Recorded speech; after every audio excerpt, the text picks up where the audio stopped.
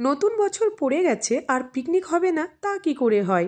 তাই পিকনিকের আয়োজনে আজকে আমরা সকলেই জমায়েত হয়ে গেছি গ্রামের বাড়িতে, অর্থাৎ আমার বাবার বাড়িতে। এটা আমার বাবার বাড়ি।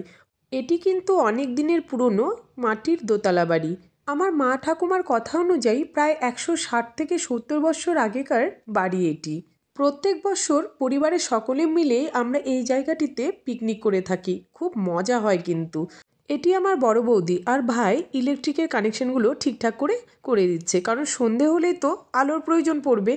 আর বৌদি কাটছিল শশা গাজর মুড়ি দিয়ে খাওয়ার জন্য। ব্রেকফাস্টে রাখা হয়েছিল কফি আর কেক।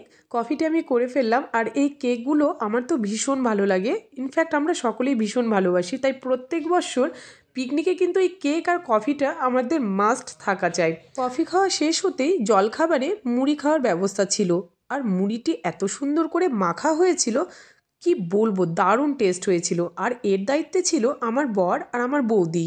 বছরের প্রথম দিনে মা কিন্তু সকলের মঙ্গল কামনায় পুজো দিয়ে দিয়েছে, আর সেই প্রসাদ নিয়ে চলে এসেছে আমাদেরকে দেওয়ার জন্য। আমি তো দুটো প্রসাদ খেয়ে নিয়েছি, তারপর মা খেয়ে নিল মুড়ি। বাকি আমরাও কিন্তু সকলে মিলে মুড়ি মাখা খেয়ে নিলাম। তারপরে আমাদের গেস্ট অর্থাৎ আমার দিদি, জায়বু, ভাগ্নি জামাই এরাও চলে এলো আমাদের বাড়িতে। পিকনিকের সমস্ত রান্না উনুনেই করা হবে আজ। এই একটি দিনে আমরা গ্যাসের সমস্ত রান্না থেকে কিন্তু দূরে থাকি। আর পুরোপুরি গ্রাম্য পরিবেশে যেভাবে রান্না করা হয় খড়ির উনুনে, ঠিক সেইভাবে আজকে পিকনিকের সমস্ত রান্নাগুলো করা হবে। জেঠিমা আর আমার বর মিলে এদিকে চপগুলো ভাজতে শুরু করে দিয়েছে, কারণ ভাতের সঙ্গে কেউ চপ খাবে না। সকলেই আগেই মুড়ি দিয়ে চপ খাবে বলে চপ ভাজা শুরু হয়ে গেছে। আর এই হলো আমার দুই মা, দেখো কত সুন্দর হেঁটে আসছে। আর বাচ্চারা খুব সুন্দর মজা করে বাঁধানো পুকুর ঘাটে বসে চপ খাচ্ছিল, আর আমি তো চপ পেয়ে খুব খুশি হয়ে গেছি। পিকনিকের মেনুতে ছিল চিকেন, মাটন আর ফিশ। কারণ অনেকেই চিকেন খায় তো মাটন খায় না, অনেকে আবার চিকেন মাটন দুটোই খায় না, ফিশ খায়। সেই জন্যই এই ব্যবস্থা।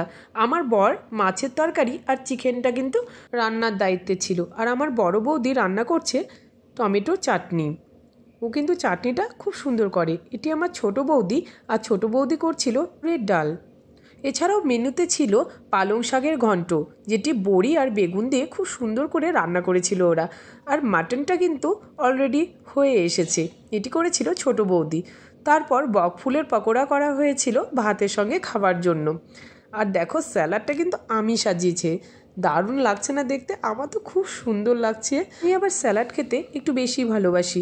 তো ফাইনালি আমাদের রান্নাবান্না কমপ্লিট হয়ে গেছে। আর দেখো কত কিছু রান্না করা হয়েছে, সবগুলো রান্নাই কিন্তু অসাধারণ হয়েছিল। রান্না কমপ্লিট হবার পর আমরা প্রথমে গেস্টদেরকে খেতে দিয়ে দিলাম, কারণ ওরা খাওয়া দাওয়া সেরে বাড়ির জন্য রওনা দিয়ে দেবে। একে একে বাচ্চারা ও বাকি সকলেই আমরা খাওয়া দাওয়া সেরে নিলাম। তো এইভাবেই খুব সুন্দরভাবে কাটলো আমাদের দিনটা। দেখা হচ্ছে নেক্সট ব্লগে। Bye bye.